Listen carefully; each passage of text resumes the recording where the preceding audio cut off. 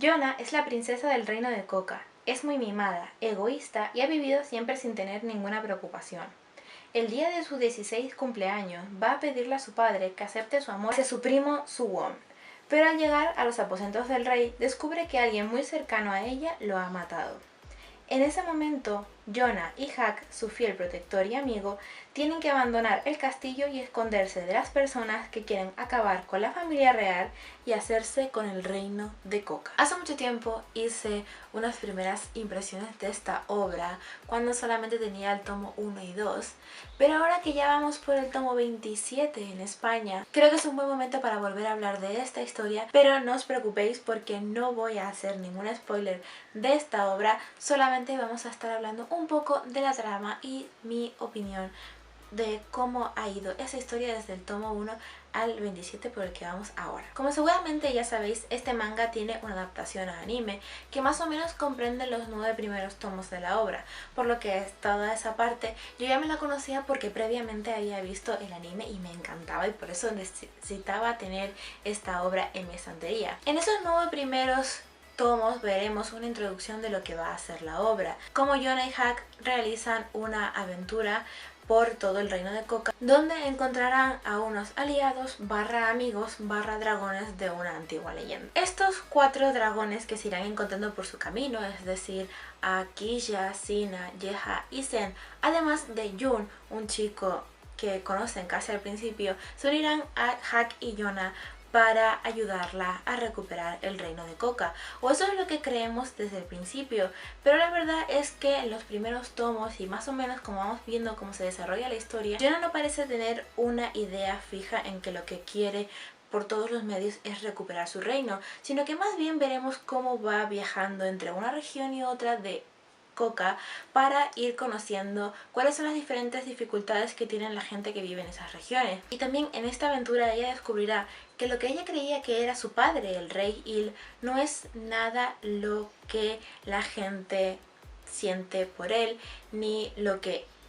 ve en la realidad de su pueblo. Personalmente me gusta cómo la autora incorpora estas realidades en la trama, cómo les presenta los diferentes problemas que tienen los clanes del reino de Coca y cómo Yona se da cuenta de lo que hacía su padre y lo que no hacía. Eso hace que también ella se plantee qué es lo que debería hacer para contentar a cada una de las personas de su reino y cómo podría mejorar las cosas para que fuera cada vez más próspero, para que no hubiera gente muriendo de hambre, para que no haya gente en la pobreza extrema, para que nadie vuelva a pasar las penurias que pasaban en el reinado de su padre. Y todo esto, como digo, hace que el personaje de Yona dé un cambio totalmente durante todos estos tomos, durante todos los capítulos que hay en la historia. Vemos a una Yona que comienza siendo una niña mimada, tonta, repelente, que nunca tuvo ningún problema en su vida, a una mujer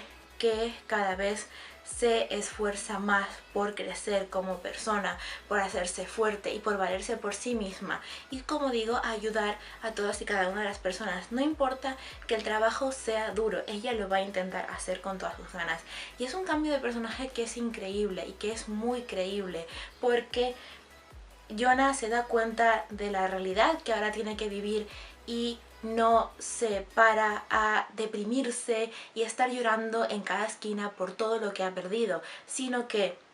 obviamente tiene sus momentos malos al comienzo, pero da un cambio a mejorar, a hacer todo lo posible para recuperar su reino o por lo menos para sobrevivir durante todo el tiempo que pueda. Además es increíble y maravilloso ver todas y cada una de las aventuras que tiene que vivir Yona, cómo son los diferentes clanes del reino de Coca y cómo se van incorporando cada vez más personajes que hacen que la historia vaya creciendo y también hay que reconocerlo, hay muchísimas partes muy divertidas en esta historia. Evidentemente estas aventuras, estos cambios entre un clan y otro harán que Yona y sus compañeros se metan en muchísimos problemas, incluso en muchísimas luchas internas o con otros países, por lo que vamos a ver muchísimas batallas, muchísimas guerras que me gusta muchísimo cómo están representadas por la autora, cómo las dibuja, qué detalles le pone y qué sencillas son de leerlas, pero como digo, sin faltar ningún tipo de detalle y de verdad hay algunas batallas que me he encontrado en esta historia que son muchísimo mejores que en un shonen de aventuras y de peleas de los que estamos acostumbrados. Hay gente que echa pestes de esta historia, de la historia de Yona, porque piensa que es un shoujo romántico, normal y corriente con un poco de fantasía. Pero de verdad que os digo que tiene muchísimas dosis muy buenas de batallas, de acción, de fantasía, que hacen que cada vez la historia sea mejor. Pero no solamente es eso, no solamente es la parte como, por así decirlo, secundaria de ver cómo son cada uno de los clanes que hay en el reino de Coca, sino que la historia ha ido evolucionando, ha ido mejorando y nos ha acercado muchísimo a los personajes, a sus sentimientos y a sus pasados, haciendo que cada vez le cojamos más cariño a cada uno de ellos, y eso que son bastantes,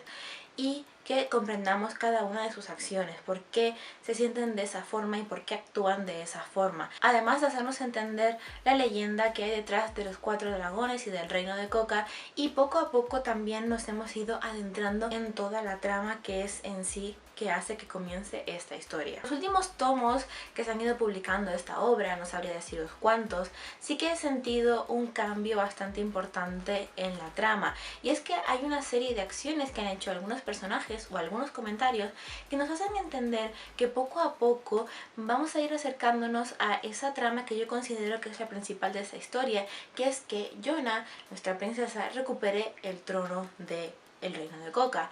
Y no sé, siento que la trama va a empezar a ir por ahí, creo que va a estar bastante bien esas acciones, pero obviamente Mizuho Kusanagi nos ha ido mostrando que no se va a tomar las cosas a la ligera, que no va a hacer cosas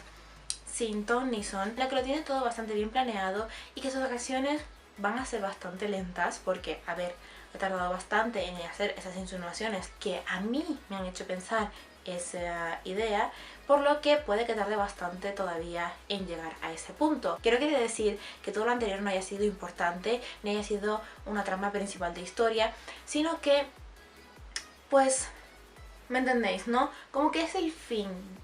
Yo como lo siento que es la parte intensa, la parte fin de esta historia, que es que Yona recupere el trono, que es por lo que se empezó todo. Un elemento que me encanta de esta historia es cómo la autora nos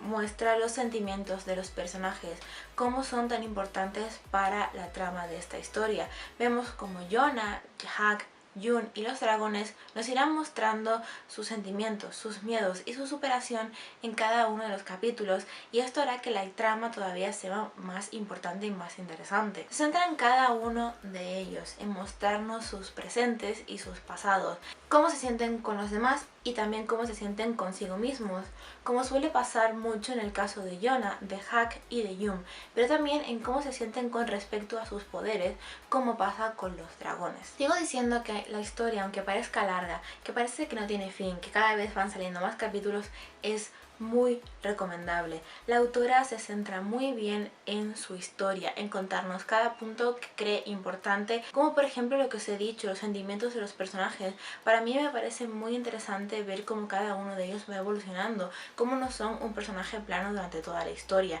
cómo todo lo que hacen, todo lo que dicen y opinan va cambiando mediante los sucesos que van teniendo en la historia, cómo todo al final tiene un sentido. Y aunque, como digo, parece que es largo y que cada vez se va haciendo más largo, todo está muy bien hilado y la autora sabe perfectamente cómo ir contando la historia para que todo tenga un sentido único. Una cosa que me gusta y a la vez me disgusta de la historia de Yona es la parte de sentimiento amoroso, la parte de relación amorosa que hay entre Yona y Hack. Y es que tengo que reconocer que adoro cada uno de los momentos en los que se chinchan, se insinúan cosas, se dicen indirectamente que se gustan, se rozan. Todos esos momentos son muy bonitos y he fangirleado con cada uno de ellos. Pero obviamente la parte que no me gusta es que la relación va bastante lenta y tardan bastante algunos de los momentos. Haciendo un resumen así muy rápido de todo lo que he dicho y como modo de conclusión, puedo decir que después de estos 27 tomos la historia sigue siendo muy buena, sigue siendo increíble y que me sigue encantando cada día más. Es cierto que lo que he dicho antes puede parecer ya bastante larga, son 27 tomos y todavía no hemos llegado hasta la paraja en Japón. Tampoco la autora ha dicho que voy a terminar pronto, por lo que siguen quedando bastantes cosas que contar, pero como se está viendo, por lo menos yo veo que la autora está haciendo un acercamiento a lo que podría ser una trama importante que nos lleve al final, pues no me siento tan mal. Yona sigue gustándome, sigue teniendo muchísimos momentos muy buenos, tiene una forma de hilar la historia, como digo y como me repito, que a mí me parece muy increíble y muy buena. Nos incorpora a todos los personajes como si fueran súper importantes, porque lo son, porque al final son los que forman la trama y hacen que esta tenga una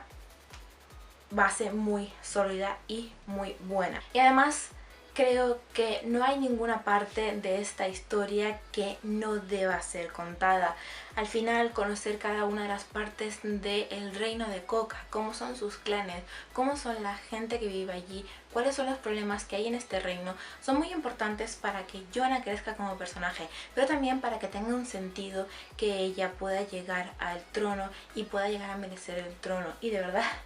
que estoy deseando ver cómo la autora va a seguir toda la trama desde este punto, cómo nos va a seguir incorporando a más personajes, cómo nos va a incorporar diferentes arcos, qué es lo que va a pasar después de los sucesos de los últimos tomos, cómo va a continuar todo, si esas insinuaciones que yo creo que son para acercarnos a esa trama final son reales o no, muchísimas cosas más. Pero lo dicho, Yona Princesa del Amanecer de Mizuho Kusanagi, que ahora mismo lleva 27 tomos en España, 34 o 35 en Japón, es una historia que de verdad merece la pena. ¿Es larga? Sí, pero yo os la recomiendo muchísimo y os la seguiré recomendando muchísimo. Y bueno, ya está, esta ha sido mi opinión media de Yona hasta el tomo 27. He intentado ser lo más comedida posible en todo lo que he dicho, porque hay muchísimas cosas en las que me gustaría opinar más concretamente de Yona, pero obviamente con tantos tomos ya es imposible. Si os ha gustado este vídeo, dale like y dejadme en los comentarios si estáis leyendo esta obra o si estáis pensando en hacerlo. Suscribiros para no perderos ninguno de los próximos vídeos que se van a estar subiendo y darle a la campanita para que YouTube no se ponga tonto y os notifique cada vez que se sube un nuevo vídeo. Nosotros nos vemos dentro de unos días con uno nuevo. ¡Annyeong!